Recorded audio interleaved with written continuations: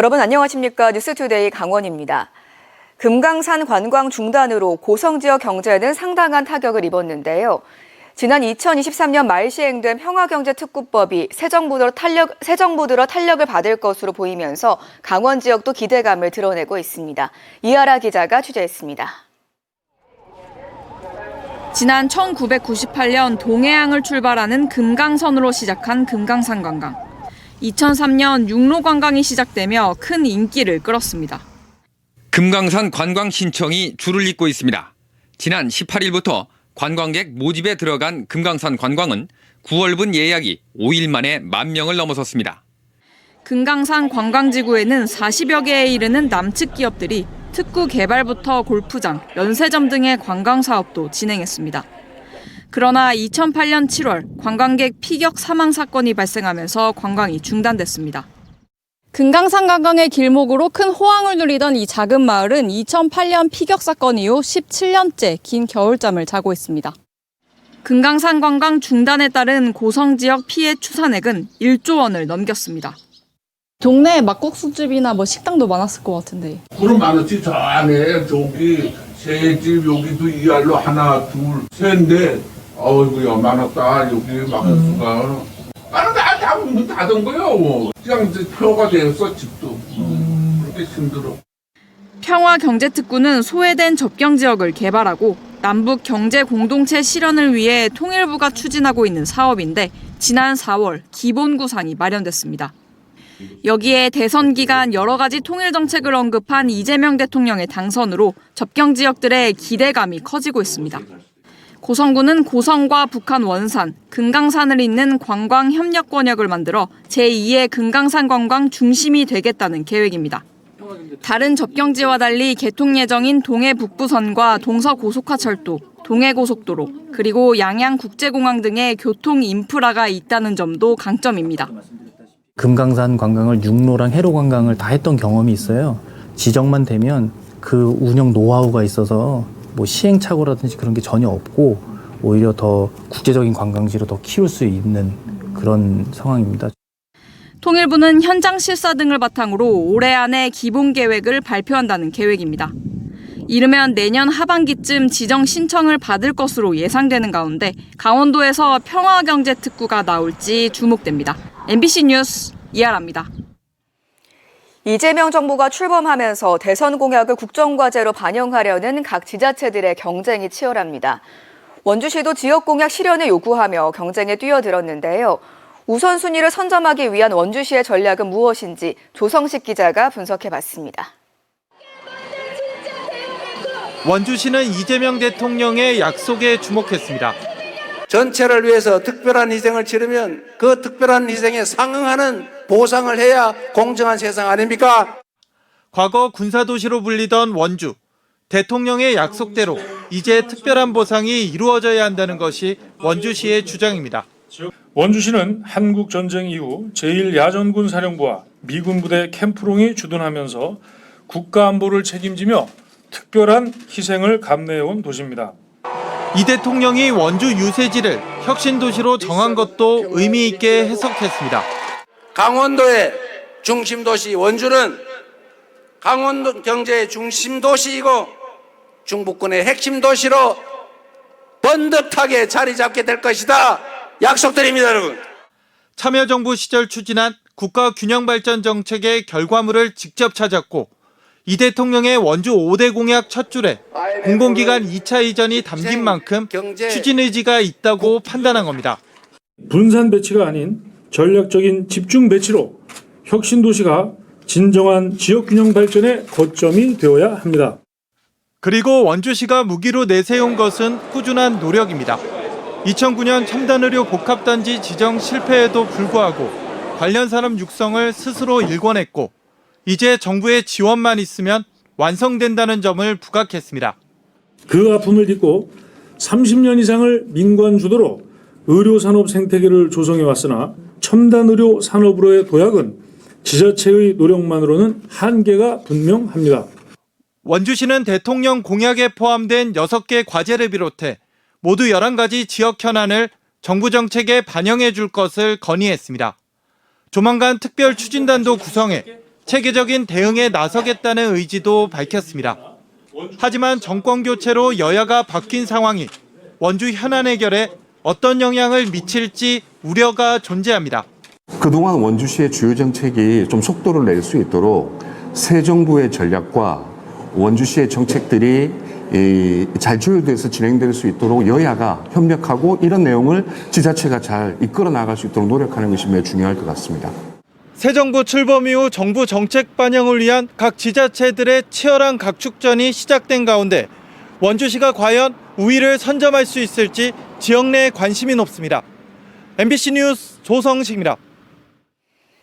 군 당국이 대북 확성기 방송을 중지하기로 했습니다. 합동참모본부는 전방 전전선에 걸쳐 설치된 대북 확성기 방송을 중단했다고 밝혔습니다. 이는 지난해 6월 대북 확성기 방송을 재개한 지 1년 만입니다. 당시 우리 군은 북한의 대남 오물풍선 살포에 대응해 2018년 이후 6년여 만에 대북 확성기 방송을 재개했습니다. 춘천 캠프페이지 개발 부지를 둘러싼 강원도와 춘천시의 입장차가 정쟁으로 확산되고 있습니다. 국민의힘 춘천 지역구 도의원들은 도시재생혁신지구 신청 과정에서 절차 미흡은 분명한 사실이라며 민주당 소속 춘천시장과 시의원, 도당은 정쟁을 멈추라고 촉구했습니다. 반면 더불어민주당 허영 국회의원은 SNS를 통해 김진태 지사는 행정 권력을 앞세운 정치적 유불리만 따지지 말고 춘천을 위한 판단을 해야 한다고 입장을 밝혔습니다. 강원특별자치도 출범 2주년을 맞아 특별자치 도민의 날 경축 행사가 어제 원주 배군 아트홀에서 열렸습니다. 강원특별자치도는 도교육감과 18명의 시장 군수, 출양 도민 등 1000여 명이 모인 가운데 지난 2년 동안의 특별자치도 궤적을 설명하고 강원특별법 3차 개정을 통한 미래산업 글로벌 도시 비전을 제시했습니다. 해마다 도청 소재지 춘천에서 열렸던 도민의 날 행사가 올해 처음 원주에서 개최된 데 대해 강원도는 도민 전체의 소통과 화합을 위해서라고 설명했습니다. 강원도는 영서와 영동 구분 없는 통합을 위해 내년 도민의 날 행사는 강릉 개최를 추진하고 있습니다. 방금 전해드린 것처럼 그동안 수보도시 춘천에서 열던 도민의 날 행사를 강원도가 올해 원주에서 열었습니다. 지난주 현충일 추념식 때도 김진태 지사는 춘천이 아닌 원주 행사장에 참석했는데요. 도민 화합 차원이라지만 최근 강원도와 춘천시의 관계가 좋지 않은 데다 내년 지방선거를 꼭 1년 앞둔 시점이라 다른 해석도 나오고 있습니다. 김세정 기자가 취재했습니다. 원주에서 열린 제70회 현충일 추념식. 역대 도지사는 물론 그동안 춘천 행사장에 참석했던 김진태 도지사가 원주로 가 눈길을 끌었습니다. 올해 강원도민의 날 경축 행사는 아예 원주에서 열었습니다. 도지사가 도청 소재지 춘천이 아닌 다른 특정 지역 행사에 잇따라 참석한 건 이례적입니다. 원주 시민들은 현충일 날 도지사 온 게 처음이라고. 제가 취임한 이후에 저도 처음 갔지만 역대도 처음이다 이렇게 말씀하시는 거 보고 춘천 외에 다른 지역도 많이 가서 이렇게 해야 되겠구나 하는 생각을 했습니다. 김 지사는 도민의 날 행사를 마친 뒤 기자들과 만나 내년에는 강릉에서 행사를 계획하는 등 영동 영서를 가리지 않고 도민과의 소통, 화합 행보에 나서겠다고 말했습니다. 모든 지역을 두루 살피는 게 도지사의 역할이지만 지금 시기에 이 같은 행보는 적절치 않다는 목소리도 나옵니다. 캠프페이지 개발 사업 등 각종 현안을 둘러싸고 강원도와 춘천시가 충돌한 상황에서 기관장들 간 갈등 문제로 해석될 수 있다는 겁니다. 임기 거의 4분의 3을 지나고 계신데 임기 초부터 도민 화합을 위해서 행사는 좀 춘천시만 아니라 여러 도시를 돌겠습니다라고 했다면 명분상 누가 뭐라 그러겠어요. 그런데 춘천시하고 강원도하고의 갈등이 있는데 갑자기 특별한 행사를 원주에서 한다. 이 문제에 대해서 춘천 시민들이 받을 충격도 좀 있을 것 같고 또 지방선거가 채 1년이 남지 않은 상황에서 정치적 행보라는 시각도 나오고 있습니다. 특히 원주는 강원도에서 유권자가 가장 많고 진보 우세 지역으로 분류되는 곳입니다. MBC 뉴스 김세정입니다.